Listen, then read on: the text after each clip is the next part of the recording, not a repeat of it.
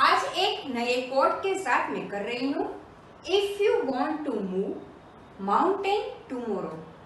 फिर से पढ़िए, if you want to move mountain tomorrow. आपको अगर नेक्स्ट डे या तो फ्यूचर में माउंटेन को मूव करना है, आप कहेंगे ये तो बहुत ही इम्पॉसिबल बात है, पर आगे देखिए, you have to start moving the stones from today.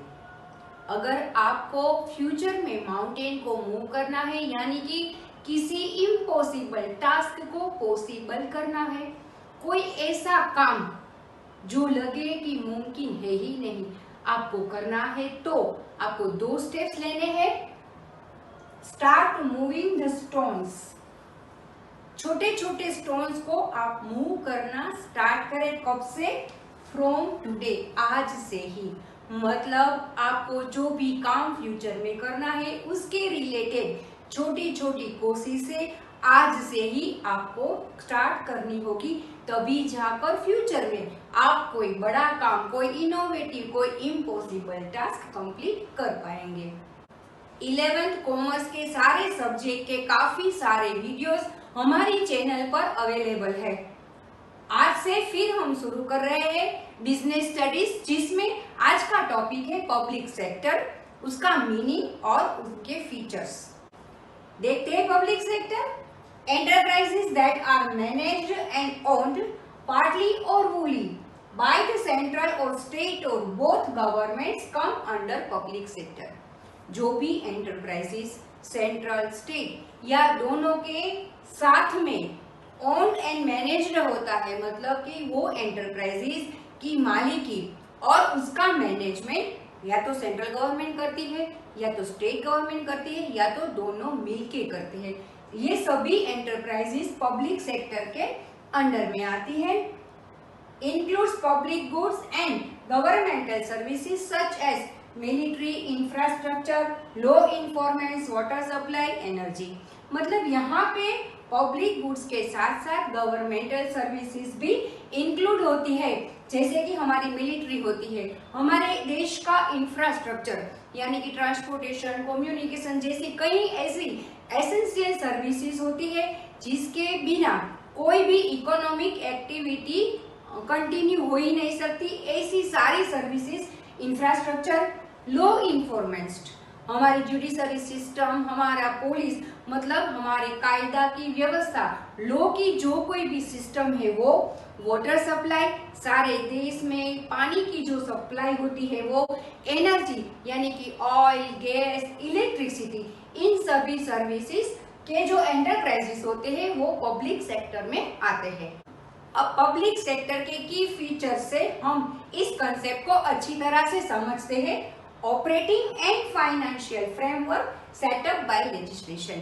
कायदा के द्वारा, लेजिस्लेशन के द्वारा उसका operating setup and financial setup set होता है, और हम लोग जो भी ड्यूटीज, टैक्सेस, फीस वगैरह भरते हैं वो गवर्नमेंट ट्रेजरी में डिपॉजिट होता है, और उसमें से बजट में से हर एक पब्लिक सेक्टर के डिपार्टमेंट को फाइनेंशियली एलोकेट किया जाता है।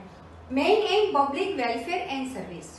पब्लिक सेक्टर का main aim public welfare and service होता है, क्योंकि प्राइवेट सेक्टर जो होता है वो प्रॉफिट का एम लेके चलता है, पर गवर्नमेंट को सारी पब्लिक का वेलफेयर भी देना होता है और इकोनॉमी के लिए, पब्लिक के लिए काफी सारी सर्विसेज देनी होती है। तो ये जो पब्लिक सेक्टर होता है वो पब्लिक वेलफेयर एंड सर्विस का मोटिव लेकर चलता है। Accountable to the public through parliament, क्योंकि हमारी गवर्नमेंट पब्लिक के द्वारा इलेक्टेड होती है, पब्लिक के द्वारा जो भी मेंबर्स इलेक्ट होते हैं वही गवर्नमेंट बनते हैं। तो यहाँ पे पब्लिक सेक्टर की अकाउंटेबिलिटी पब्लिक को ही होती है और पार्लियामेंट के थ्रू उसको जवाब देना होता है। हैवी इन्वेस्टमेंट, जो भी हमारे पब्लिक सेक्टर होते हैं उसमें काफी सारी मात्रा में ह्यूज इन्वेस्टमेंट होता है, जो कि प्राइवेट सेक्टर के लिए पॉसिबल ही नहीं है।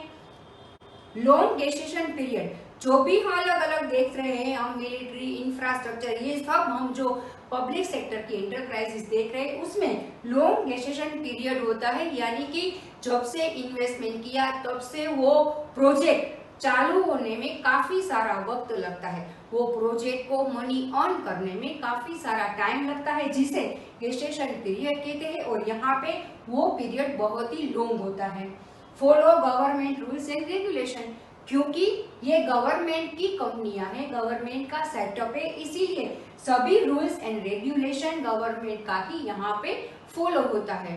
तो इसे बहुत अच्छी तरह से सिंपल तरीके से याद करने के लिए, पब्लिक सेक्टर के कंसेप्ट को क्लियरली समझने के लिए यहाँ पे एक फ्लो चार्ट बनाया गया है, जिसमें सारा कंसेप्ट, सारा फीचर्स आ गया है। आप इसका स्क्रीनशॉट भी ले सकते हैं एग्जाम के टाइम।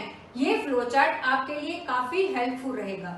हमारे देश में industrial policy resolution act 1948 and 1956 में पब्लिक सेक्टर को काफी मात्रा में इम्पोर्टेंस दिया था, पर उसका जो रिजल्ट था वो अप टू मार्क्स नहीं था।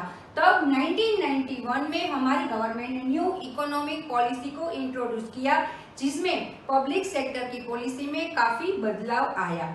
सबसे पहले जब हमने पब्लिक सेक्टर को इंट्रोड्यूस किया था, तब 17 इंडस्ट्रीज को हमने पब्लिक सेक्टर के लिए रिजर्व रखा था। फिर उसको रिड्यूस करके 8 पर लाया गया, पर अब करंटली ओनली 3 इंडस्ट्रीज ऐसी है जो कि कंप्लीटली पब्लिक सेक्टर के हाथों में है, कंप्लीटली गवर्नमेंट के हाथ में है, जिसमें atomic energy, arms and railway शामिल है।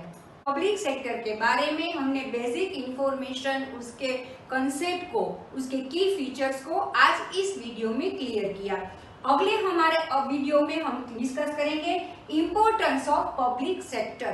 तब तक स्टे ट्यून्ड विद सीव एकेडमी। Thank you.